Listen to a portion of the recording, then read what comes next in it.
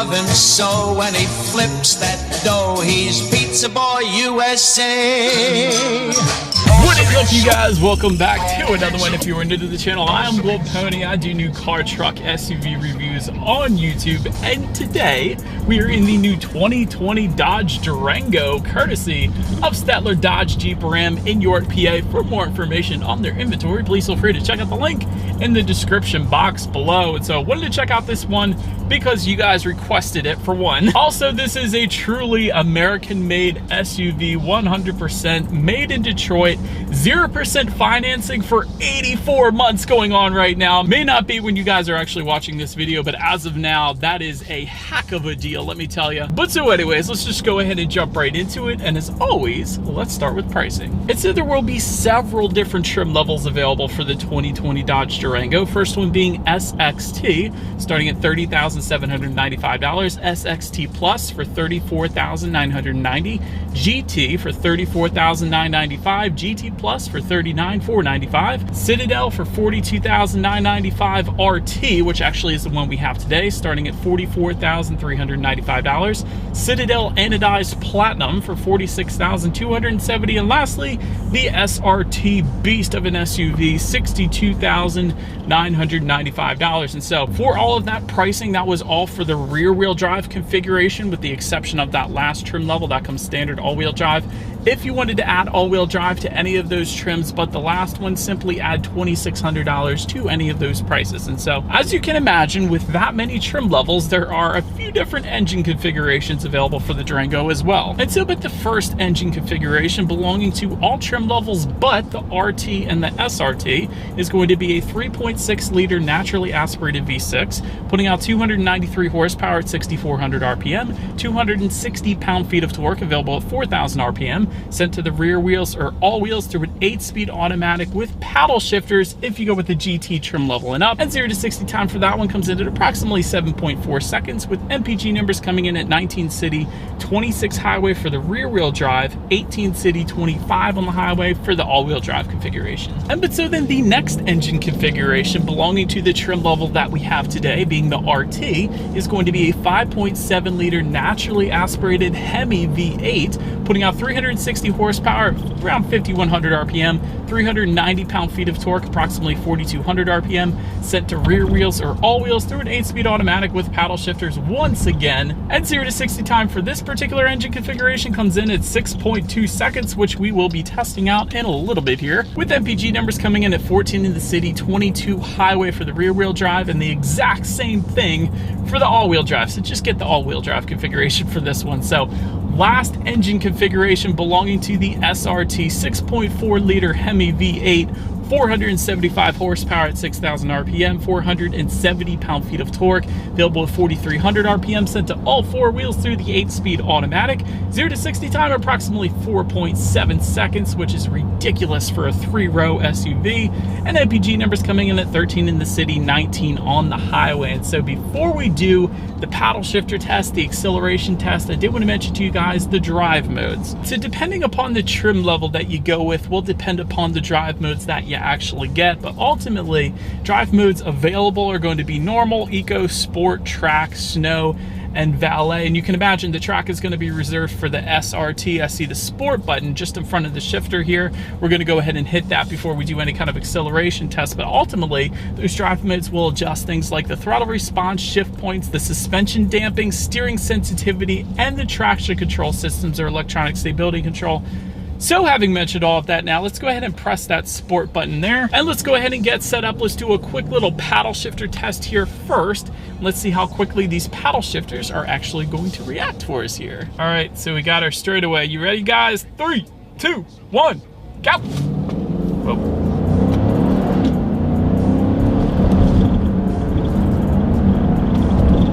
Definitely quick, definitely quick. I always like to see if I can hear an engine pop or an engine sound when I hit the paddle shifters when it switches gears, but nothing like that. But the paddle shifters are ridiculously quick. The second you hit them, it immediately changes gears. So absolutely no issues for me whatsoever. And by the way, when I did that paddle shifter test, I slid the shifter all the way to the back and to the left. That actually gave me full control of the shifting, and the Durango is still not shifting for me until I slide it back to the right, of course. But that is pretty cool to have a manual shift mode there in case you wanted to play around, or in case you wanted to use the Durango for engine braking in the snow perhaps. But having done that, now let's do a quick little acceleration test here, giving full control back to the Durango, and let's see how quickly this Durango here can get us up to speed. Out we go! Whoa, nice sound. This thing is loud. Wow, certainly no issues emerging onto the highway. This thing is a beast. That was fun. Not expected for a 3-row SUV, quite honestly, but still 0 to 60 at 6.2 is pretty darn quick. It's not gonna be the SRT kind of quick, but still plenty of an acceleration with merging onto the highway, or even for having some fun in a 3-row SUV, which is kind of an oxymoron. So anyways, to go along with that acceleration, as always, braking is equally important. And so as you can imagine, there will be slightly different configurations for the braking dependent upon the trim levels that you go with. And so for example, for the SXT and GT trim levels, you will find 13-inch ventilated front and rear discs. For the Citadel and RT, you will find 13.8-inch ventilated front discs, 13-inch solid rear discs. And for the SRT, up front, you're gonna get 15-inch ventilated front discs with 13.8-inch rear disc. Brembo calipers, by the way, for that setup, finished in red. That is pretty cool. As far as the braking feel goes, it surprised me actually. It's a little bit on the softer side. And so I guess with 3-row SUVs, that's pretty standard. But with the RT and the SRT, I would have expected it to be a little bit firmer, I guess you could say, because they are a little bit sportier in nature, yet still 3-row SUVs, but it is definitely a softer braking feel, which again isn't a bad thing. It's just expected differently since it's a 3-row SUV, that's all. Touching on suspension and handling, up front you're going to get a short and long arm front suspension. In the back, independent multi-link rear suspension. As far as the ride quality goes, as we are going over that massive speed bump, that is one of the things I have always said whenever I review a Durango. It's absolutely amazing. It's an incredibly smooth ride compared to a lot of the other 3-row SUVs out there, I will say that. As far as steering feel goes, it's perfectly fine, especially when you change up the driving mode. That does adjust that a little bit as well. So if you put it in that sport driving mode, steering feel is going to be a bit weightier than it otherwise would be. So a little something for everybody there. As far as cabin noise goes, it's been perfectly fine for me, especially when you hit the gas. I love the sound this thing makes, this Hemi engine makes when you really get on the gas. It's absolutely wonderful. But so touching on visibility, I actually can see perfectly fine. I will say those 3rd-row headrests can be pushed down, which I did before I started driving this one, because if you don't have any 3rd-row passengers, it's always a good thing to do to increase visibility. Although with the 3rd-row headrest up, I'm sure you're going to have some issues, a little bit more issues at least with visibility, but without that, I can see perfectly fine. It's absolutely no issues for me whatsoever. Rain sensing windshield wipers actually do come standard on the Citadel trim level and up. Essentially what that is when the Durango detects any kind of mist or rainfall, it is going to automatically turn on those windshield wipers for you.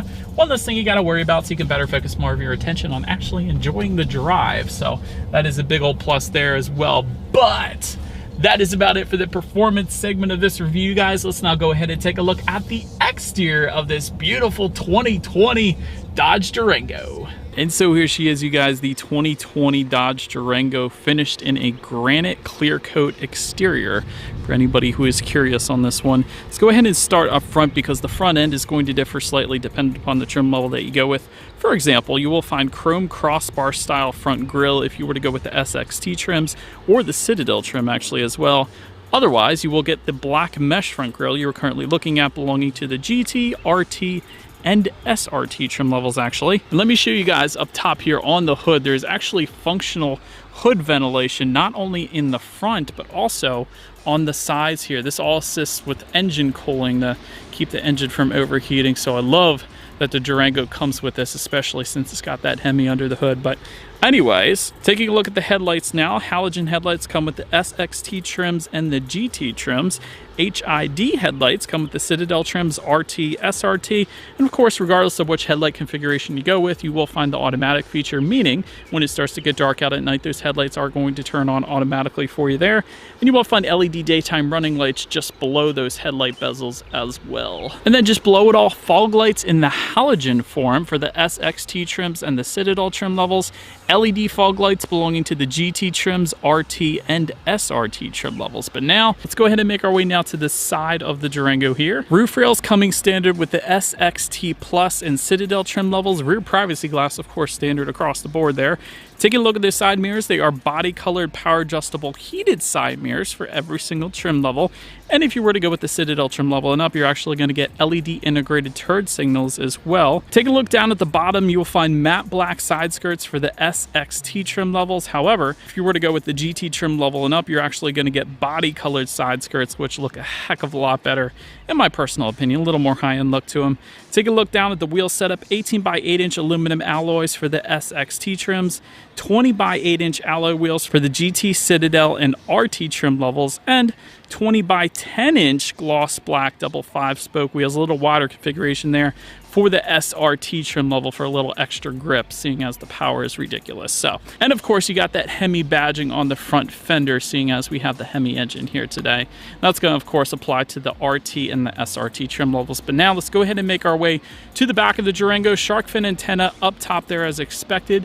Just below that, rear spoiler with an integrated brake light. You got a rear window wiper of course as well. And then what Dodge kind of pioneered, I would say, is the LED racetrack style taillight setup. I absolutely love it. Now everybody's trying to copy off of Dodge in my opinion, but anyways, Dodge badging within those taillights of course, and a single exhaust for the SXT trim level. I'm gonna get down a little bit lower here so I can show you guys. Dual exhaust outlets with chrome tips for the GT trims, Citadel, and RT trim levels, and of course SRT is going to give you slightly larger exhaust outlets as well. But nonetheless, I think you guys know what we have to do next. As always, here is that exhaust clip.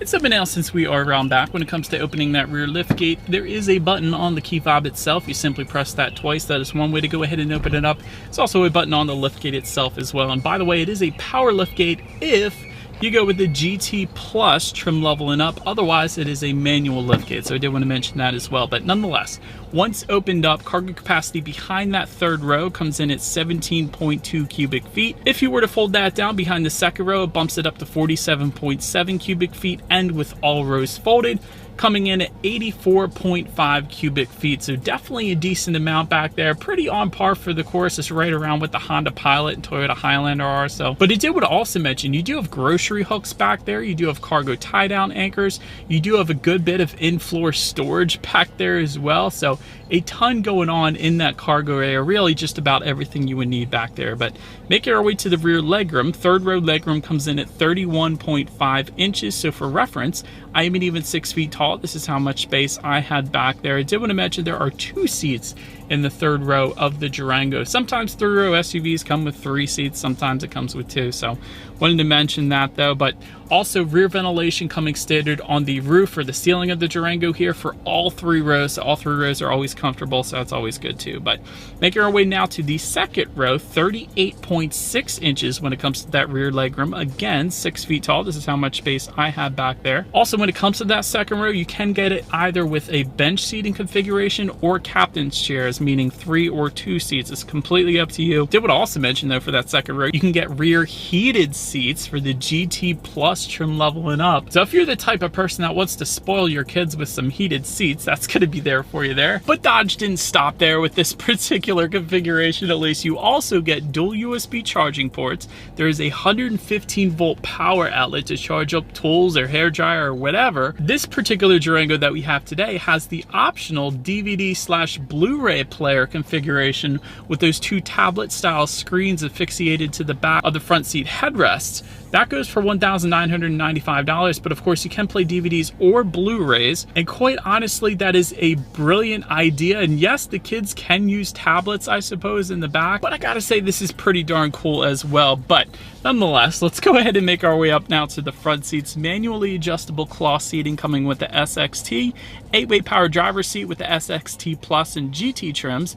GT Plus is actually going to add to that heated front seats, a power adjustable passenger seat, and there will be a suede leather combination for that as well, including the RT trim level, although full leather seating is optional there. Citadel actually adds that full leather seating as well, and the Citadel Anodized Platinum does give you ventilated front seats added onto that. So quite a bit going on with the seating, I guess you could say. But so then taking a look at the steering wheel, it is tilt and telescoping. It is leather wrapped for all trims. Also decent 10 and 2 grips, a little bit on the thicker side, not quite as thick as BMW, but definitely a little thicker grips than you're used to in 3-row SUVs at least. So I do like that.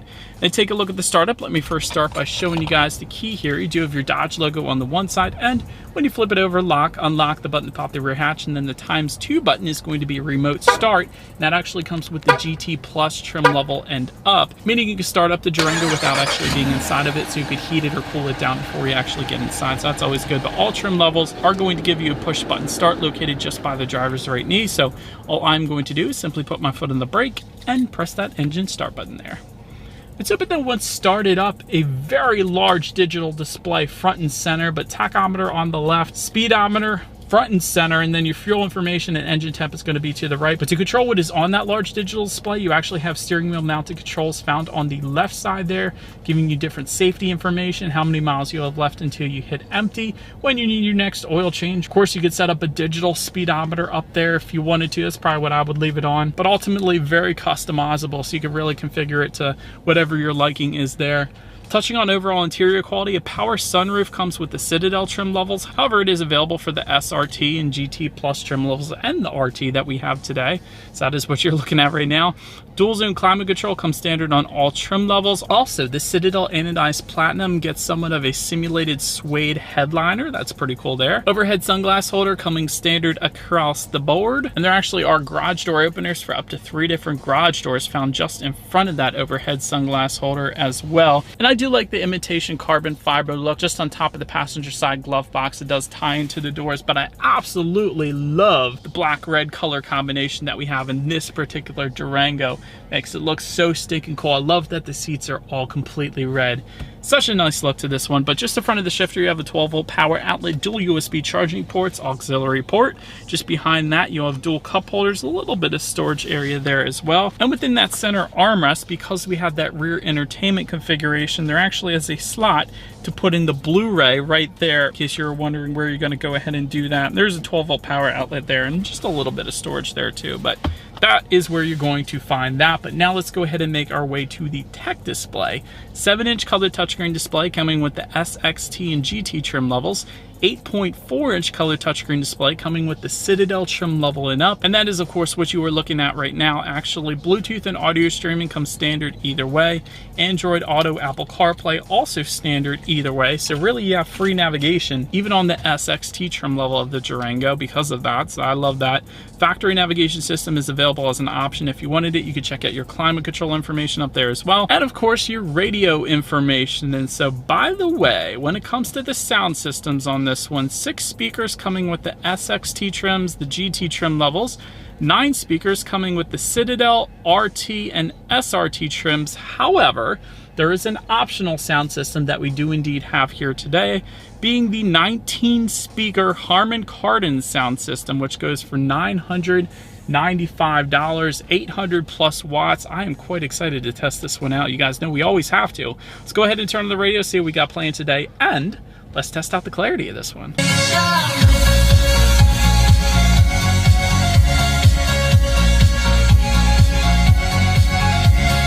Crazy amount of bass with that sound system. My goodness. Bowers & Wilkins is still my #1 just because of the clarity there, but dang, that is plenty of clarity.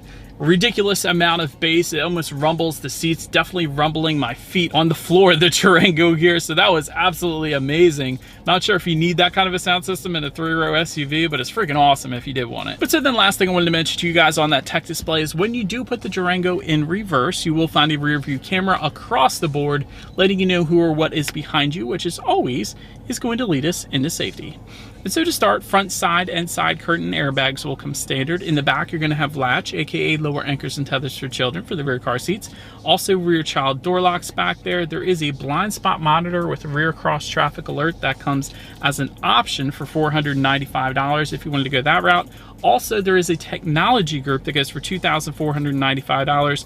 That gives you adaptive cruise control with stop and go, advanced brake assist, forward collision warning, and lane departure warning as well. And so, but when it comes comes down to it, in the end, my final thoughts of the 2020 Dodge Durango: incredibly smooth ride. I say that every single year I review the Durango. It really is a very nice smooth ride, especially for its class. It's not even a luxury SUV, but really the ride is wonderful. Love that sound system in this thing. I'm surprised a 3-row SUV even offers a sound system like that, so I'm a big fan of that. Very nice digital gauge setup, very nice power with this Hemi V8. I guess that's to be expected, right? Wouldn't have minded if the blind spot monitoring system came standard on this one. That is one of those safety features I think should at least be standard on 3-row SUVs, as it is quite often on other 3-row SUVs in its segment. Also wouldn't have minded some rear window sunshades in the back as well. Of course, we don't have them here on our RT trim level either, but ultimately a very, very solid pick here. Love that it's 100% made here in the US, made in Detroit, so love that as well. And again, a very smooth ride. I think that's always the first thing I noticed in this one. But that about rounds out this review, you guys. Thank you so much for watching. Feel free to follow me on social media at the bottom of the screen there if you like. Be sure to hit the subscribe and the bell notification button if you're into new car reviews. That is what we do here on this channel after all. Do appreciate you guys watching more than you know, and I will see you guys all in the next video. Stay gold.